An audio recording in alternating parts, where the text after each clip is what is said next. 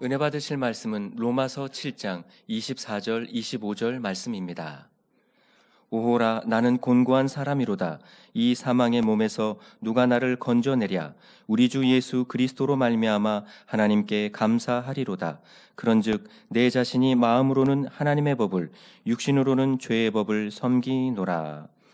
교역자 회장이신 이미경 목사님께서 간증설교 첫 번째 곤고함이라는 제목으로 말씀 증거해 주시겠습니다. 사랑하는 성도 여러분, 성령의 충만한 가운데 2026년 새해를 맞이했습니다. 2026년 첫 수요 예배를 드릴 수 있도록 인도하신 아버지 하나님께 모든 감사와 영광을 올려드립니다. 2026년에는 당회장님의 사랑의 배려로 주의 종들이 각자 간증 설교를 할 수 있는 시간을 허락해 주셔서 우리 주의 종들이 이제 돌아가면서 순차적으로 간증 설교를 할 예정입니다. 우리 만민의 성도라면 각자 특별한 가운데 하나님을 만난 각자의 체험의 시간이 있을 것입니다. 하나님을 믿었다 하더라도 영적인 신앙생활을 찾아가던 은혜의 시간들이 또한 있었을 것입니다. 각기 다른 간증의 시간, 말씀을 들으면서 내가 하나님을 만났던 은혜의 시간을 통해 성도님들 또한 첫사랑의 뜨거웠던 시간들을 찾아가시면서 불같은 기도 가운데 행복하고 충만한 2026년이 되시길 바랍니다. 네, 저 또한 간증 설교로 2026년을 시작하려고 합니다. 설교 시간대나 각종 모임 때 조각조각 간증은 했지만 어떤 계기를 통해 영적인 신앙생활을 찾아갔는지 함께 은혜의 시간을 갖고자 합니다. 지금의 저의 주변 배경은 여러분들 잊어주시고 철이 없어 내 의와 고집이 강하고 마음의 감정과 불편함을 가졌던 30년, 40년, 50년 전에 저의 모습을 그때의 제 기준으로 말씀을 드리려 합니다. 먼저 이 자리에 서서 말씀 증거하는 사람이 되기까지 늘 말씀으로 사랑으로 오래 참아주시고 믿음으로 바라봐 주셨던 물로 목사님께 감사드립니다. 또한 늘 사랑의 기도 가운데 든든히 지켜주셨던 원장님께도 감사드립니다.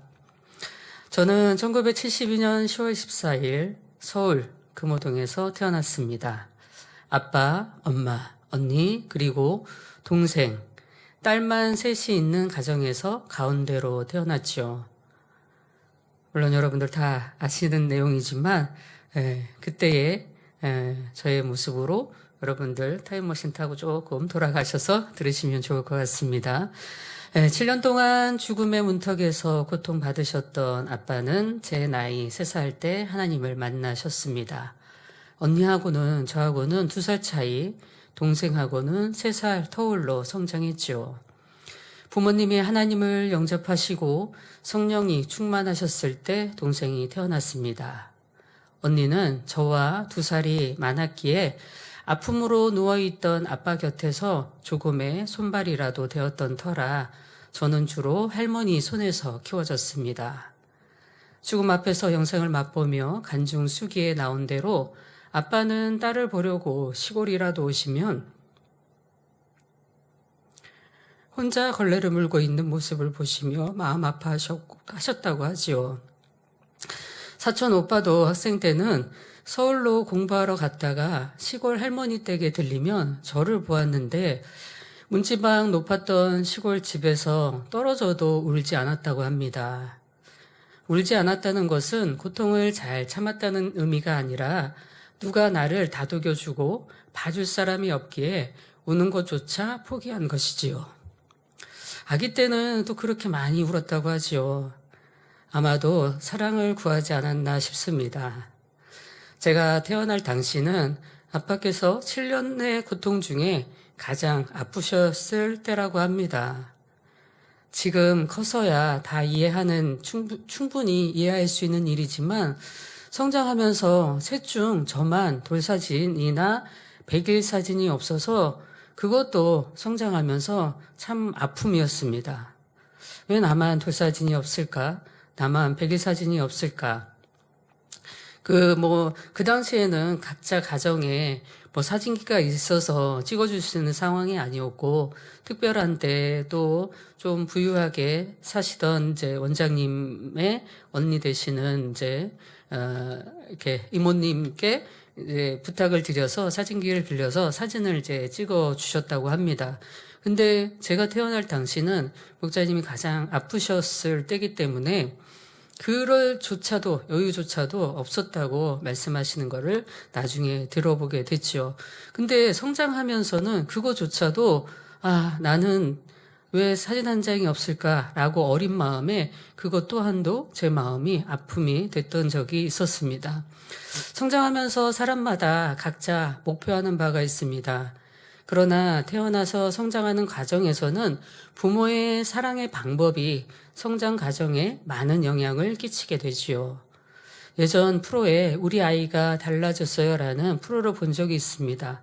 지금은 예전에 그렇게 그 프로를 주가 됐던 오은영 박사님께서 지금은 금쪽이라고 하는 그 프로를 다시 그렇게 어린아이 때의 성장 과정, 또 부모가 어떻게 키우면서 잘못 키웠던 아이의 방법에 따라서 잘못 키웠을 때 아이의 반응이 이제 달라지고, 또 어떤 아이는 성장하면서 떼쓰고 또 우는 아이도 있기도 하고, 이런 과정들을 지금 이제 그런 프로가 또 유행하면서 그렇게 이제 아이들을 변화시켜 나가는 프로를 또 하고 계시더라고요.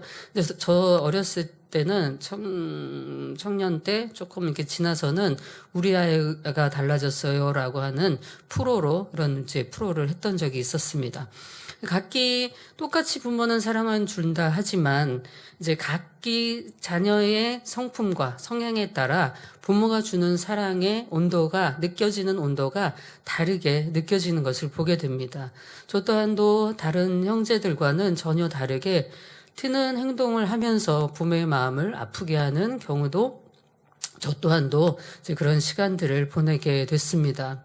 그런데 그러한 행동 뒤에는 결국은 부모의 관심과 사랑이 필요했기 때문입니다. 엄마는 원장님께서는 저희의 이제 성장 과정들을 이렇게 보시면서도 한 배에서 났는데 어찌 셋이 그렇게 다른지에 대해서 종종 말씀해 주셨습니다. 식성도 다릅니다. 먹는 취향도 다릅니다. 옷 입는 취향도 다릅니다. 원장님께서 이제 그러시더라고요. 저희 셋이 똑같이 옷을 입혀놓으면 저만 나가서 옷을 들여펴 온다고. 나가서 남자애들 같이 놀고 오기 때문에 신발도 금방 더러워지고 신발도 금방 닳고 똑같이 사줘도 금방 닳고 또 옷도 금방 더러워지니까 엄마 입장에서는 똑같이 딸들인데 왜 저 아이만 저럴까라고 생각을 하셨던 것 같습니다. 그러니까는 성장할 때 목사님께서는 세 딸들이 똑같이 하는 걸 너무 좋아하세요. 그래서 똑같이 옷 입히는 걸 좋아하시고 똑같이 머리하는 거를 좋아하셔서 똑같이 해주시는데 옷 색깔은 저는 다릅니다. 신발 색깔도 저는 달라요. 언니랑 동생은 빨간색 구두면 저는 파란색 구두. 그러니까 이렇게 하얀색 옷이면 저는 이제 파란색 옷이라든가. 왜냐하면 그 이유는 말씀드린 대로 나가서 남자애들이랑 구슬치기 하고 들어옵니다. 딱지치기 하고 들어옵니다. 여자애가 나가서 구슬치기 하고 딱지치기 하고 들어오니 엄마 입장에서는 얼마나 속이 상하실까. 지금 생각해보면 참 이제 안타까운 일이었을 텐데요. 이제 저는 이제 집에 딱지를 갖고 오고 구슬을 갖고 오면 엄마가 싫어하시는 거를 알고 왜 너는 그렇게 남자애같이 노니? 라고 이제 소리를 많이 들었기 때문에 집에 딱지를 갖고 온다거나 구슬을 갖고 오지 않습니다. 그럼 저는 어떻게 하냐면 나가서 주변에 이제 같이 구슬치기 하는 아이들한테 나 구슬 몇 개만 줘. 안 준다고 그러면 그래 너 나중에 보자. 이렇게 해요. 그 나중에 보자는 거는 저는 항상 그걸 따니까 따면 저한테 구슬을 빌려준 아이한테 그걸 다 줍니다. 주고 들어옵니다. 그렇기 때문에 이제 그렇게 이제 제가 표현을 하기도 하고 그래서 항상 뭔가를 지거나 이렇게는 하진 않지만 나가서 옷을 더럽혀 와요. 또 그냥 잘 놀다가 그러고 이렇게 들어오면 좋은데 여기저기 다치고 들어옵니다. 그런 거를 볼 때 부모의 마음이 얼마나 속상했을까 이제 커보면서 생각을 해보는데요. 엄마도 처음 엄마를 해봐서 각기 다른 자녀들에게 각자 다른 사랑을 주는 방식을 모르셨던 것 같습니다. 우연히 어떤 글을 보게 되었는데요. 엄마로 산다는 건 천국을 등에 업고 지옥불을 건너는 거라는 문구를 보게 되었습니다. 자녀가 행복한 존재이지만 늘 염려와 걱정을 안고 살아야 한다는 의미겠죠. 저는 사랑을 받았다는 생각보다 사랑받지 못하고 있다고 생각하면서 성장을 했고, 하나님을 영접한 부모님의 보호 아래 하나님의 말씀을 접하고 또 성장했습니다. 오직 하나님의 뜻에 순종하시며 성경 66권 말씀 하나하나를 이루어가기 위해 기도하시며 사셨던 아빠의 모습을 보며 성장하면서 사랑의 하나님으로 마음에 두기보다 공의의 하나님을 더 마음에 두며 성장했지요. 66권 말씀 중에 하나라도 행하지 않으면 하나님을 사랑하지 않는 거라고 하셨던 말씀이 더 마음에 와 닿았기에 나의 고백 속에서 중심으로 하나님을, 주님을 사랑합니다라는 말은 쉽게 나올 수 없었습니다. 내 의지 선택과는 상관없이 하나님을 알았고 가족 예배를 드렸었고 몸에 문제가 생기면 회개하고 기도받아야 한다고 가르침을 받고 성장하면서 아파도 아프다는 말을 하지 못하고 성장했지요. 중학교 때 눈에 밤할 만한 큰 종기가 났었습니다. 엄마는 여자아이고 눈에 큰 흉터가 나면 안 되기 때문에 입으로 빨아서 고름을 빼내셨지요. 그런데 눈에 보이는 종기도 아팠지만 그보다 반대편 귀가 너무 아렸습니다. 밤새 잠을 자지 못하고 신음소리를 내며 끙끙 앓았던 적이 있습니다. 이제 끙끙 앓으니까 엄마는 눈이 아픈가 싶어서 살펴보셨지만 저는 차마 귀가 아프다는 말을 하지 못했죠. 그런데 그 말을 하면 또 회개하라 할까 싶어 차마 말은 하지 못하고 혼자 몇 날 며칠을 앓았던 적이 있습니다. 당연히 아픈 곳이 있다면 회개하고 기도를 받고 또 하면 당연히 나음을 얻었습니다. 특히 저는 성장 과정에 참 아픈 것도 많이 있었습니다. 왜 아픈지 모르고 성장했지만 성장해서야 아프신 아빠의 영향을 받아 가장 약한 몸을 가지고 태어났다는 것을 알게 되었지요. 환절기가 되면 늘 열이 나고 편도가 부어 아예 음식을 먹지 못했고 콧물에 재채기를 하기 일쑤였습니다. 체질상 잠을 못 자는 체질이라 늘 불면증에 시달리면서 학생 때는 수면제를 먹으면 잠을 잔다고 하는데 수면제를 먹고 하루라도 편하게 자고 싶다는 생각을 할 정도로 늘 불면증에 시달려 왔습니다. 기름진 음식만 먹으면 설사를 하니 몸에 크게 영향이 없는 김치찌개나 고추장에 밥을 비벼 먹을 정도로 먹을 것에도 크게 관심이 없었습니다. 성장하면서 가장 싫은 게 뭐냐고 물으면 자는 거하고 먹는 거라고 할 정도로 건강한 몸 상태는 아니었습니다. 또한 알러지나 비염이 심해서 향을 맡는다거나 공기가 좋지 않다면 심한 재채기와 콧물로 고생을 해야 했습니다. 이렇듯 건강하지 못한 몸으로 태어났지만 그저 내가 잘못해서 늘 몸을 지킴받지 못한다는 생각을 했고 성장하면서 늘 사고를 치니 늘 잘못하고 산다는 무게감으로 살 수밖에 없었습니다. 그래서 웬만한 아픔은 스스로 견디는 것이 익숙했지요. 한 번은 중학교 때 소풍을 갔습니다. 소풍을 갔는데 그때 어린이 대공으로 이제 자양동에 있는 어린이 대공으로 소풍을 갔었는데요. 놀다가 큰 유교 훈련하는 그런 이제 통나무가 있는 거기서 놀다가 그 사이에 발이 이제 낀 겁니다. 그 통증이 너무 아프고 심했는데 차마 집에 와서 말을 못하는 겁니다. 또 칠칠 맞게 그러고 놀아서 다쳤다는 얘기가 듣기 싫으니까 그냥 그 아픈 발로 5분 거리면 갈 학교를 30분 넘게 낑낑매면서 그렇게 그냥 나을 때까지 말씀을 안 드리고 그런 시간들을 보냈던 적이 있습니다. 물론 내가 아프다고 한다면 부모님은 무조건 너 잘못했어 하시지 않으시겠지만 혼자 육신의 생각 속에서 혼난다는 두려움에 아예 나의 상황도 마음도 말하지 못했지요. 부모와 자녀의 관계도 하나님과 우리 사이의 관계도 어떤지 살펴봐야 합니다. 내가 죄와 악을 행했다 하더라도 혼나는 게 무서워 혼자 두려움에 떨며 부모님 앞에 나아가지 못하는 사람도 있고 또는 혼을 맞을 각오를 하면서 잘못을 했다며 용서를 구하여 자유함을 얻는 사람도 있기도 합니다. 때로는 부모의 사랑을 알아 애교로 잘하겠다고 잘못했다고 구하며 혼이 나더라도 그 품에 안기는 사람이 있기도 합니다. 과연 여러분들은 어떤 모습의 자녀인지요? 하나님 앞에도 마찬가지입니다.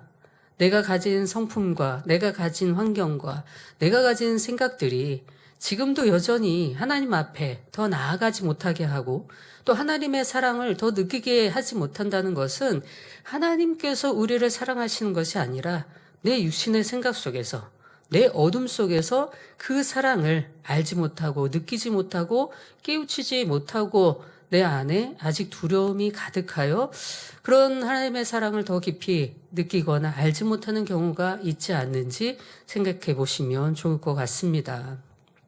하나님에 대해서는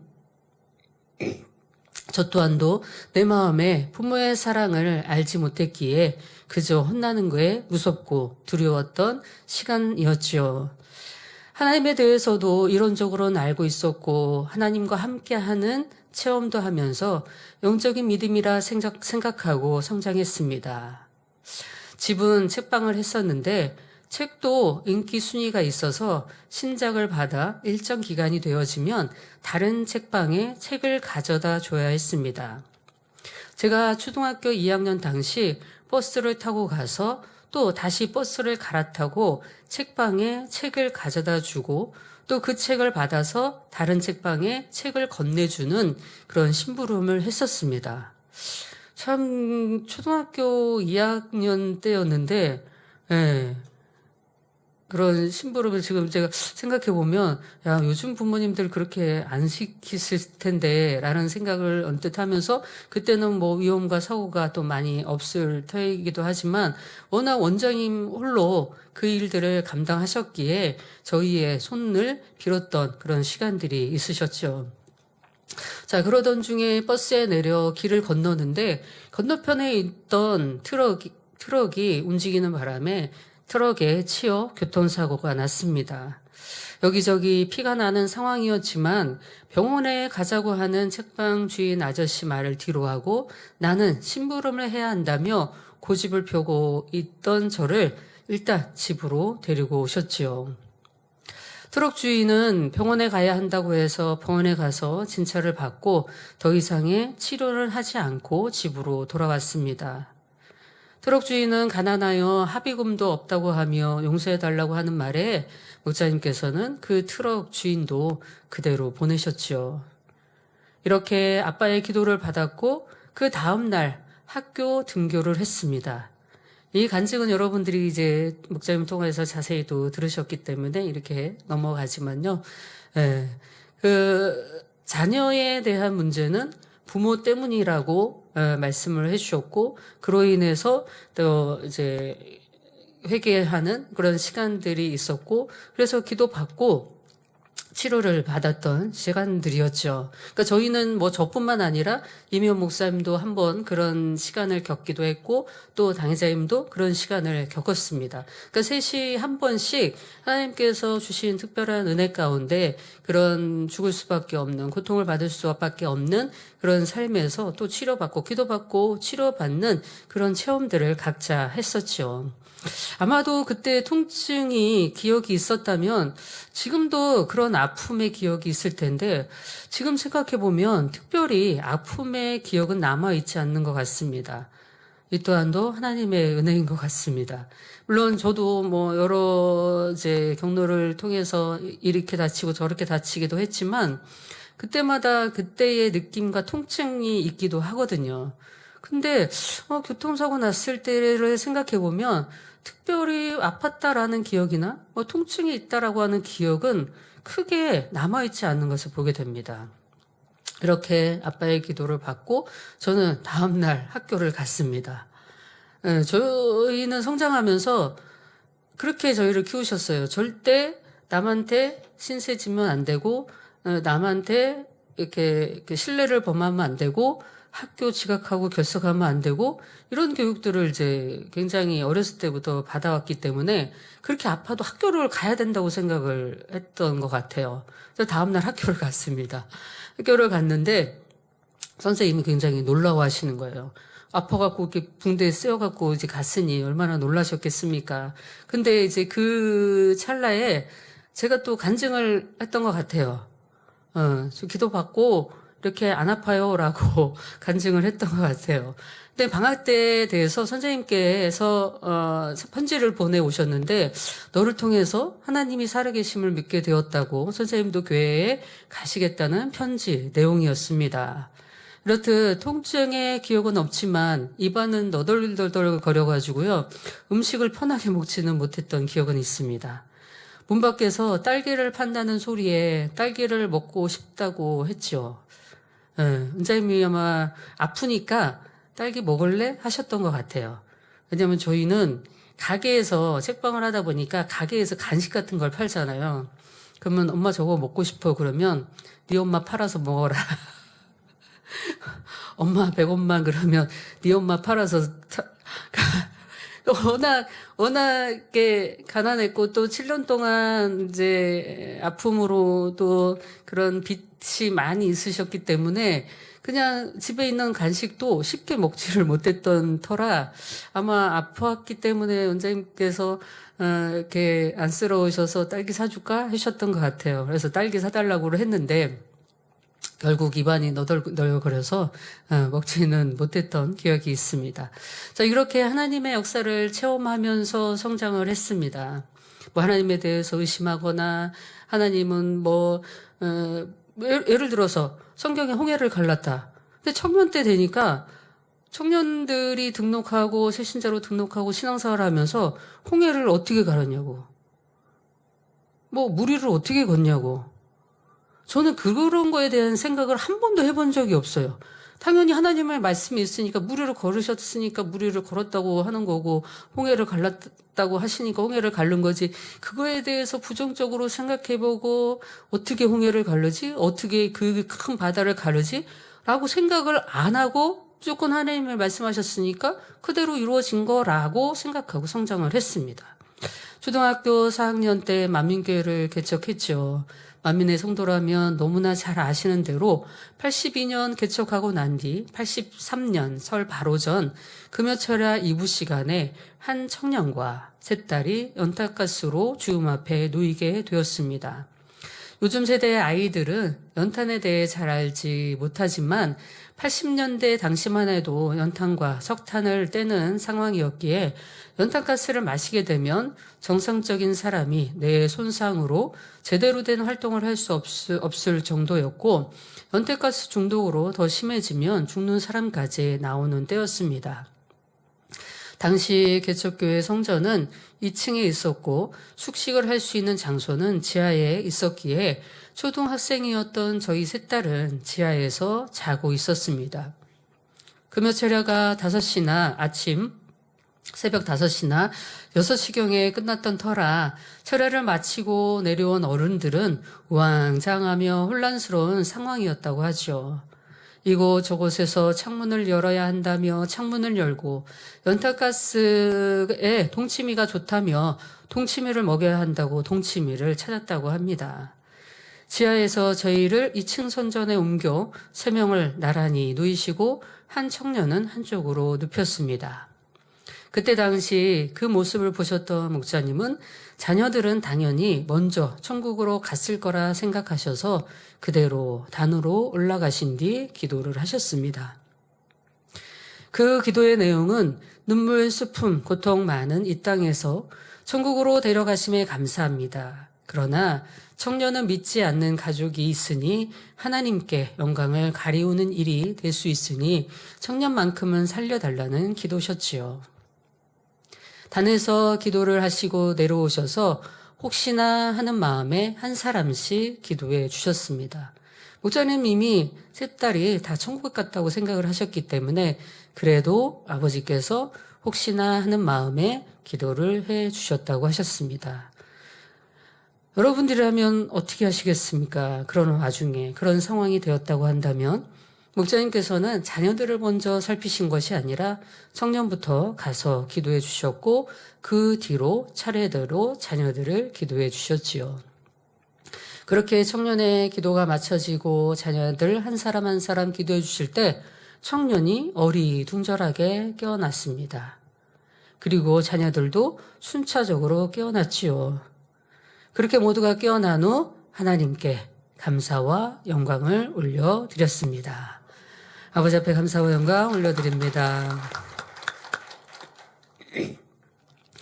최근에 다이자님께서 그 말씀을 하시더라고요. 우리 연탄가스 맡았을 때 지하에 계단 밑에 공간이 있었지 않았냐고. 아주 공간이 있었다고요. 그래서 저희가 그때 기거하는 지하에 계단 밑에 그때는 이제 지하에서 정말 칸막이들을 저희 사택이라는 곳이 따로 없이 칸막이들을 쳐서 신학교 다니는 학생 또 사찰 집사님 저희 원장님 목사님 그 한 공간에서 많은 사람들이 이렇게 칸을 나눠서 기거했던 것 같아요. 그런데 이제 계단 밑도 그 공간도 활용해서 그 공간에 저희가 이제 있었는데 그때 당시만 해도 토요일 날은 학교를 갔죠.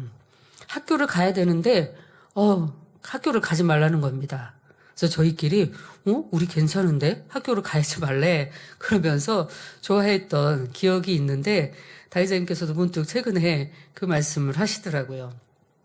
자, 이렇게 저희는 아버지의 은혜를 체험하고 그 권능을 체험하며 살아왔습니다. 만민교회를 개척하여 많은 사람들의 치료의 역사를 보면서 하나님을 믿는 믿음은 당연히 절대적이었습니다. 첫 대부도 수련회 시 아직 초등학생이어서 어른들의 수련회 행사에는 참석하지 못하고 저는 같은 초등학생끼리 놀기는 했습니다. 억수같이 내리면서 수련회를 가기 위해서 억수같이 내리는 이 빗속에 저는 어떤 상황인지도 모르고 어린 마음에 그저 수련회를 가기 위해서 기다렸던 설레임이 기억이 납니다. 그러나 기억에 남는 한 가지 사건이 있습니다. 지금은 대부도가 육지로 되어 있지만 당시만 해도 배를 타고 오가야 했던 대부도에서의 수련회가 마치고 아마도 다시 육지로 나오기 위해 배들을 기다리고 있었던 때였던 것 같습니다. 당시 청년이었던 안성훈 목사님께서 학생들과 청년들이 배구를 하다가 어깨가 빠진 것입니다. 그 당시에는 굉장히 강남에 그래도 부유하고 또 공부도 잘한다고 하는 그런 학생들이 교회에 있었어요. 그래서 키도 크고 나름 운동 좀 한다는 젊은이들이 참 많이 있었습니다. 그래서 운동 좀 한다는 젊은이들이 있어서 그 빠진 어깨를 끼워 넣기 위해서 서로 돌아가면서 어깨를 끼워 넣기 위해서 애쓰는 겁니다. 그런데 안성훈 목사님은 고통을 받고 아마 저희는 어렸었기 때문에 오빠 이제 불렀던 것 같아요. 옛 기억에 그때 당시도 새치가 굉장히 이렇게 많으셔서 저희한테 하나 뽑아주면 10원 줄게 그러셨던 기억이 있기도 하는데, 얼마나 어깨가 아프겠습니까? 빠졌는데 이 사람이 끼워넣으려고 합니다. 안 되니까 또 다른 사람이 끼워넣으려고 합니다. 그러니까 되게 고통받는 그런 모습을 저도 이제 보고 있는 겁니다. 그런데 그렇게 해도 어깨가 들어가지 않으니 이제 조금 뒤에 원로 목사님께서 기도를 해주셨습니다. 기도를 해주시고 다시 어깨를 맞추라고 하셨는데 기도가 끝나고 어깨를 딱 맞추니까 그렇게 고생하던 그 어깨 맞추려고 했던 그 시간이 그냥 무색할 정도로 신속하게 어깨가 탈골된 어깨가 이제 자리를 잡아갔습니다. 원래 안성훈 목사님께서 자주 탈골이 된다고 하셨어요. 근데 감사한 것은 그렇게 오래도록 지휘를 하셨음에도 그 뒤로는 한 번도 어깨가 빠지지 않았다고 하셨지요. 그 외에도 귀신 들린 사람이나 들것에 실려온 사람, 암이며 중풍이며 각종 질병 든 사람들이 소문에 소문을 더해 원로 목사님의 기도를 받기 위해 찾아왔습니다. 각자 회개할 수 있는 날짜를 주시고 그 날짜를 지켜 기도한 후 원로 목사님의 기도를 받으면 어떠한 중한 병이라도 치료를 받아 정상으로 돌아왔습니다. 작정한 날짜를 지키지 못하고 돌아가는 경우도 보게 되고 작정한 날짜를 지켜서 기도받고 치료는 받았으나 다시금 주일 성수를 하지 않거나 세상을 짝하여 사는 경우 다시 병에 걸리거나 더 큰 병에 걸려서 오는 경우들도 보게 되었습니다. 그 당시 초등학생, 중고등학생이라 하더라도 이러한 하나님의 놀라운 역사를 보고 체험하는 신앙생활을 하니 학생이라 하더라도 학교에서 공부를 마치면 꼭 성전에 와서 기도하는 삶을 살았습니다. 예레미야 33장 3절의 말씀처럼 너는 내게 부르짖으라 내가 내게 응답하겠고 내가 알지 못하는 크고 비밀한 일을 내게 보이리라 하신 말씀처럼 교회에 이렇게 표와 같은 말씀이 늘 있었기에 만민의 성도들은 날마다 기도하며 말씀대로 살기 위해 성결을 사모하며 충성하며 달려갔습니다. 당시 지금의 당회장님은 초등학교 2학년, 3학년 때에도 저하고 이제 3년 터울이 나기 때문에 초등학교 2학년, 3학년 이런 시간에도 어른들과 같이 1시간, 2시간은 충분히 기도를 하셨죠. 당연히 저 또한 이런 환경에서 성장을 했습니다. 저의 성장 과정은 언니와 동생하고는 조금 남달랐지요. 언니와는 2살 차이이기에 아빠가 아프셨을 당시에도 작은 심부름이라도 할 수 있고 말동무라도 할 수 있는 상황이었기에 아빠와의 유대감을 가질 수 있었습니다. 저는 성장하면서 아빠, 엄마의 유대감보다 할머니의 손에서 크니 할머니와 유대감이 더 있었습니다. 시골에 계시는 할머니는 가난하지만 가장 사랑하는 막내 아들 집에 오시는 걸 너무 좋아하셨습니다. 어느 날은 꿈에 할머니가 오시는 꿈을 꾸면 동생에게 할머니 오시는 꿈을 꿨다며 제가 이야기를 해줍니다. 그런데 그날은 정말 할머니가 집으로 오셨습니다. 이렇게 할머니 꿈을 꿀 정도로 할머니가 더 편하고 좋았지요. 제가 혼이라도 나면 저의 방패막이가 되어주시기도 하니 저한테는 할머니가 계시면 너무 좋았지만 좁은 집에 계실 수 있는 상황이 아니기 때문에 다시 이제 시골로 이제 내려가시는 어쩌다가 한 번씩 서울에 오시지만 시골로 이제 다시 내려가십니다. 그럴수록 엄마의 유대감은 점점 멀어졌습니다. 제가 어릴 때 그렇게 많이 울었다고 합니다. 아마도 사랑을 받고 싶어 울었던 것 같습니다. 환경이 힘들고 어려우면 아이들도 그때의 공기를 잘 안다고 하지요. 다 성장해서 엄마의 삶을 생각해보면 어리신 나이에 얼마나 삶의 무게가 힘겨웠을까라는 생각을 해보게 되었습니다. 지금 생각할 때 24살이면 어리다고 생각되지요. 사랑만 받던 딸이 한 남자를 만나 행복을 꿈꿨는데 결혼을 하고 얼마 되지 않아 7년 동안 희망도 없는 남편 아픔에 뒷바라지를 한다고 한다면 사실 쉽지 않는 일이 될 수 있습니다. 남편을 대신하여 돈을 벌어야 하고 그렇게 피곤한 몸을 이끌고 왔는데 둘째 아이는 자기를 봐달라며 울기만 한다면 아무리 사랑한다 하더라도 얼마나 힘겨우셨을까 충분히 이해가 되는 상황이지요. 그런데 엄마와 정이 없었던 저는 점점 엄마와의 관계가 회복되지 않았습니다. 무엇이든지 잘했던 언니와 부모님이 하나님을 영접하시고 가장 충만하셨을 때 태어났던 동생과는 다른 마음을 가지고 성장할 수밖에 없었습니다. 그 다른 마음은 사랑의 차이였죠. 제가 보아도 언니는 뭐든 잘했습니다. 공부도 잘하고 태권도도 잘하고 웅변도 잘하고 하는 것마다 상을 타왔습니다. 언니는 뭐든 잘해서 아빠 엄마는 언니의 행사에 참석하셨고 동생은 어린이 데리고 다니셨습니다. 그런데 저는 그 자리에 항상 빠져 있는 겁니다. 몇 년 전에 원장님께 여쭤봤습니다. 왜 그럴 때는 항상 내가 없는지. 그런데 저랑 약속을 한다고 합니다. 가기 전 아무 일 없으면 데리고 가겠다고. 그런데 그럴 때마다 무슨 사고를 그렇게 쳤는지 결국은 부모님 대신 가게를 보러 온 사촌, 언니, 오빠들과 함께 집에 있어야 했던 것입니다. 꼭 언니 행사에 엄마, 아빠, 동생은 있는데 사진이 이렇게 있잖아요. 그럼 사진이 있는데 저는 늘 빠져 있습니다. 그렇게 가족이라는 공간에 함께 해야 할 시간 속에서 저는 늘 혼자 있는 것 같은 시간을 보냈고 나는 이 가족의 공간에 잘못 태어났다는 생각을 가지고 성장해야 했습니다.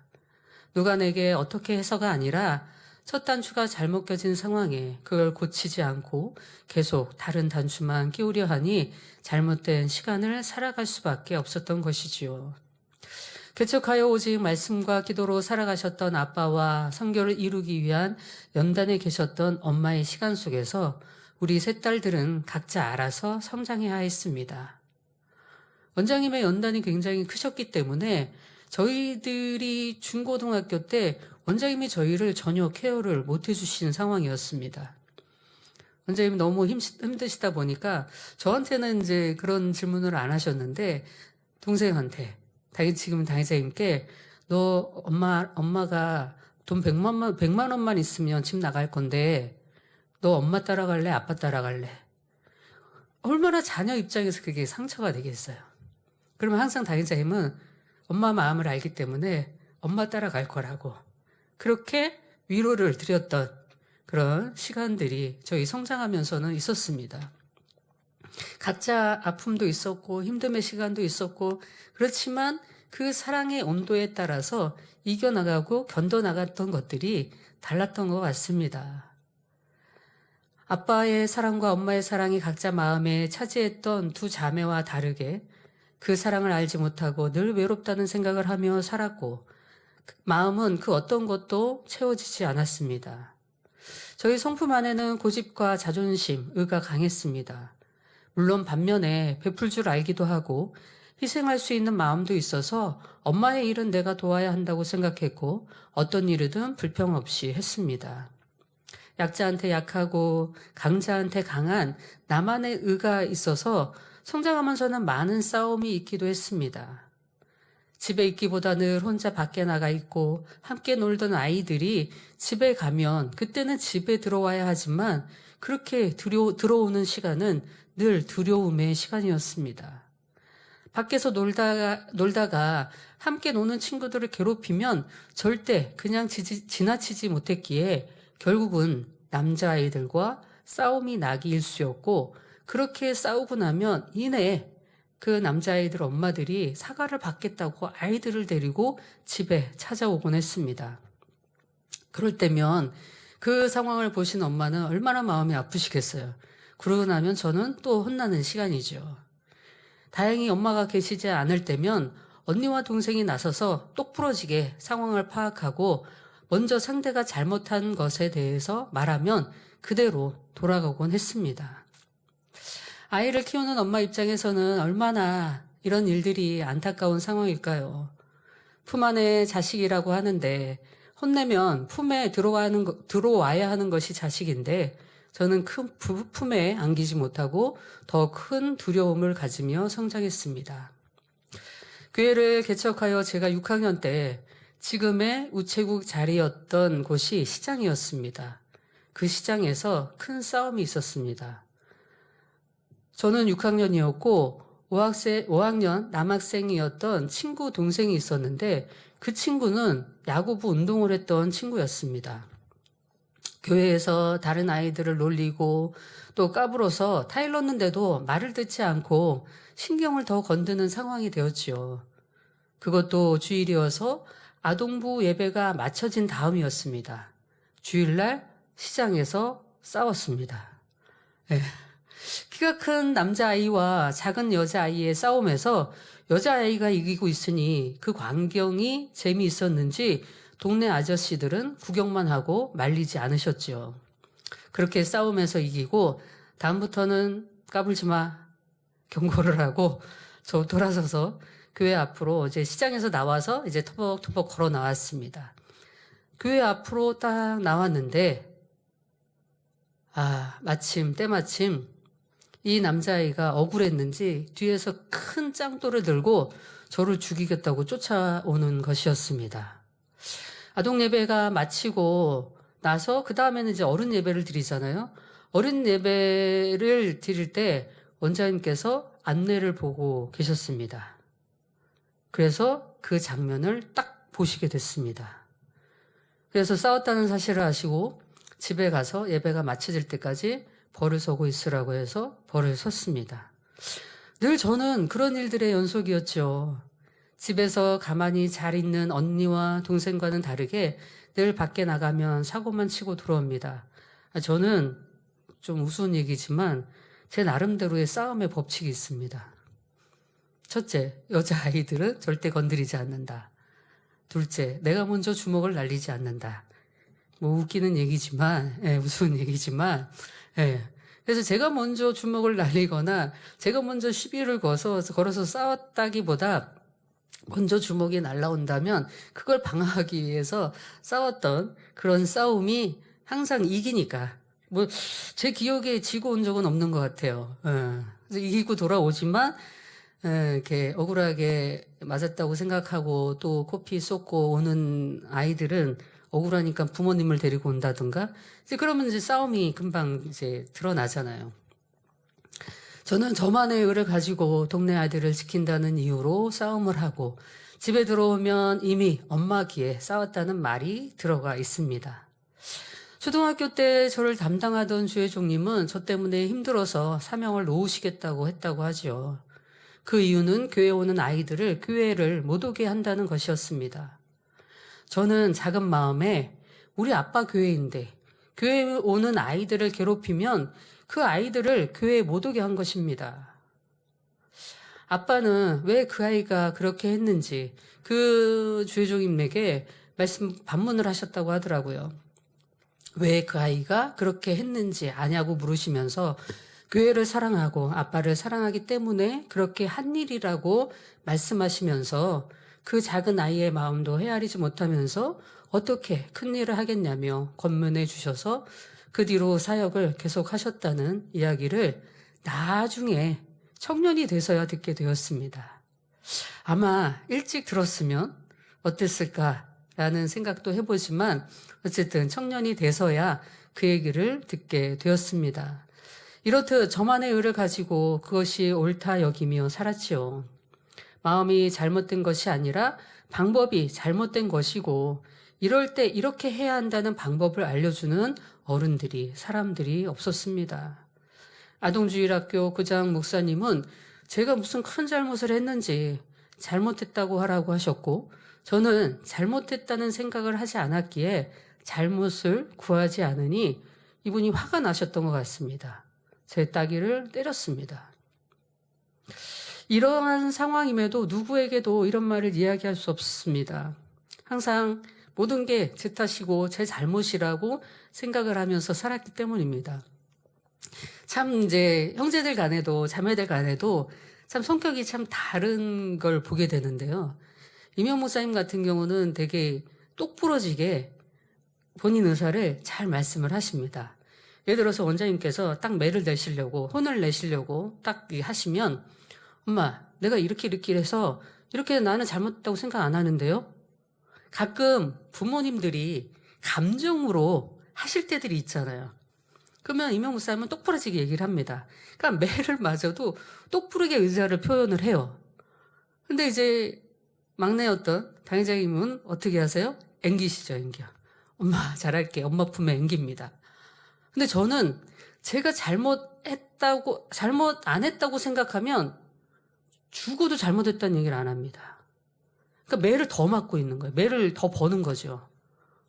그래서 제가 이제 나중에 감정을 다 버리고 나서 원장님께 왜 그렇게 더 유난히 더 매를 맞은 것 같은데 왜 그러셨어요? 라고 여쭤봤어요. 그랬더니 뭐 잘못했으면 잘못했다고 해야 되는데 잘못했다는 얘기를 안 한다는 겁니다.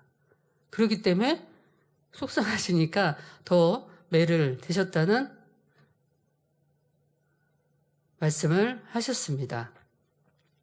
이렇듯 선생님들도 또 교사님도 지도교사님도 누가 제 마음을 알아서 왜 그랬어? 이런 왜 그랬어? 왜 그랬는지라고 물어주시는 분이 없어요. 너 왜 그렇게 했어? 라고만 했지 너 왜 그랬어? 왜 때렸어? 한번 얘기해 볼래? 라고 하는 분이 없는 거예요. 선생님도 그렇고 지도교사님도 그렇고. 그러니까 저는 제일 싫은 분이 지도교사님 선생님. 네. 그래서 제가 아무리 좋아하는 언니들이 있고 하더라도 한 해는 선생님을 한다 그러면 아예 인사도 안 해요. 그렇게 이제 좋아하고 이렇게 해도 선생님이 됐다 그러면 그냥 모른 체 하고 인사도 안 합니다. 그러니까 그 정도로 담당하시는 지도교사님마다 해만 바뀌면 저를 위해서 눈물로 기도했다는 겁니다. 그 말이 얼마나 듣기 싫은지요. 네. 그 말이 너무 듣기 싫은 거예요. 나를 위해서 눈물로 기도해. 물론 사랑하시기 때문에 눈물로 기도해 주셨겠지만 그거를 지금 이제 커서 생각해 보면 얼마나 안타까운 마음으로 저를 위해서 기도를 해 주셨겠지만 어린 마음에는 그 또한도 이제 싫었던 생각이 있습니다. 내 마음을 알아서 왜 그랬냐고 차분히 나를 이해시키고 이야기해 주는 어른보다 그저 목사님 딸이 왜 그러냐고 당의자님 딸이 왜 그러냐고 하는 말을 많이 들어왔죠. 그렇게 하면 지옥 간다고 말하면 반항심만 생기니 내가 지옥 가든 말든 상관하지 말라고 반항적으로 말을 하곤 했습니다. 어떤 일이 생기면 집에도 가기 전에 이미 엄마 귀에 들어가 있었고 그래서 혼나는 날이 일수였습니다. 제가 한날은 그랬어요. 원장님이 하도 벌을 많이 세우셔갖고 팔뚝이 굵어졌다고.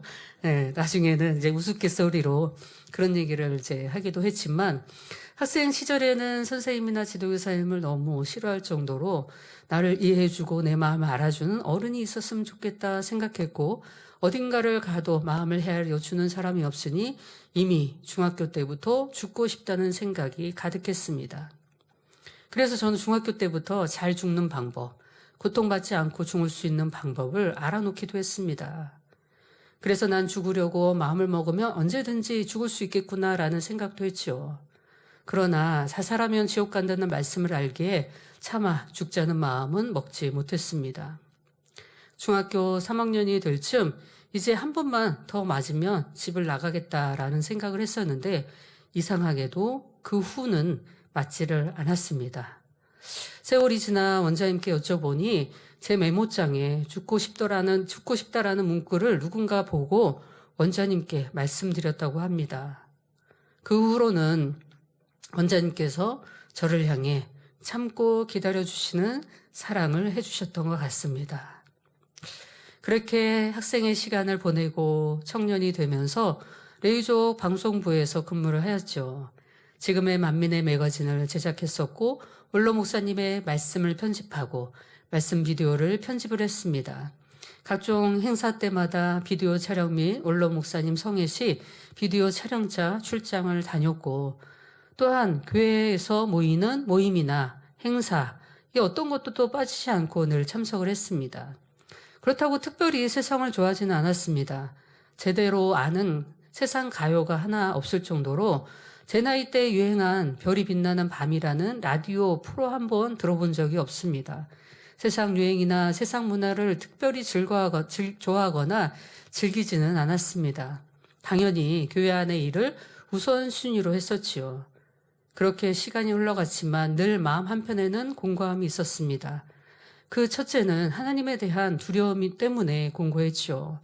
요한일서 4장 18절에 사랑 안엔 두려움이 없고 온전한 사랑은 두려움을 내어 쫓나니 두려움에는 형벌이 있음이라. 두려워하는 자는 사랑 안에 온전히 이루지 못하였느니라 하신 말씀처럼 내가 하는 신앙생활은 하나님을 사랑해서 한 것이 아니라 내가 잘못하면 징계하시는 하나님으로 느끼며 두려움 속에 신앙생활을 하고 있었다는 것입니다. 네, 시간이 다 지났기 때문에 이외의 말씀은 오늘은 1번이고 이외의 말씀들은 또 2월 달에 전하도록 하겠습니다. 여러분이 어떤 가정 속에서 성장했고 또 어떤 환경 속에서 성장을 했든 이미 예수 그리스도를 통해 은혜와 사랑을 받았고 죄사함을 받았습니다. 그것을 내가 믿느냐 믿지 않느냐, 그 사랑을 아느냐, 느끼느냐, 깨우치느냐, 깨우치지 않느냐, 그것은 이제 내가 할 탓이라는 것입니다. 제가 이 과거의 시간들을 여러분들에게 더 많은 내용들이 있을 수 있겠지만 이렇게 간략해서 말씀드린 이유 중에 하나는 각자의 다른 형태의 모습 속에서 사랑을 받고 컸든 사랑을 받지 못하고 컸든 어려운 환경 속에서 힘든 상황 속에서 컸든 이미 주 예수 그리스도의 은혜와 사랑을 통하여서 그 큰 사랑을 느끼고 깨우쳤다고 한다면 이제는 그 사랑을 온전히 믿고 달려가시면 된다는 사실입니다. 이 시간은 간증설교로 변화되기 전 영적인 신앙을 찾기 전 저의 모습을 말씀드렸지만 다음 시간에는 또 약간의 과거의 시간들과 더불어 왜 두려움이 있었는지에 대한 내용들과 더불어 이제 변화된 삶, 어떤 계기 속에서 내가 변화될 수 있었는지, 영적인 신앙을 찾아갈 수 있었는지에 대한 말씀드리고자 합니다. 말씀을 생각하면서 함께 통성으로 기도하시겠습니다. 아버지 하나님 나사를 감사드립니다. 지난 시간 나의 삶을 돌아보며 내가 어떤 모습으로 성장했는지 말씀을 통해 함께 은혜를 나눴습니다. 각자의 마음에 어둠이 있고 또 근심이 있고 걱정이 있고 두려움이 있고 이 모든 것들 안에 하나님의 참 사랑을 느끼게 하여 주시고 변화되어 참 생명 가운데 달려갈 수 있는 복된 성도님들 되어질 수 있도록 도와주옵소서. 감사하오며 우리 주 예수 그리스도 이름으로 기도하옵나이다. 아멘. 만민 찬양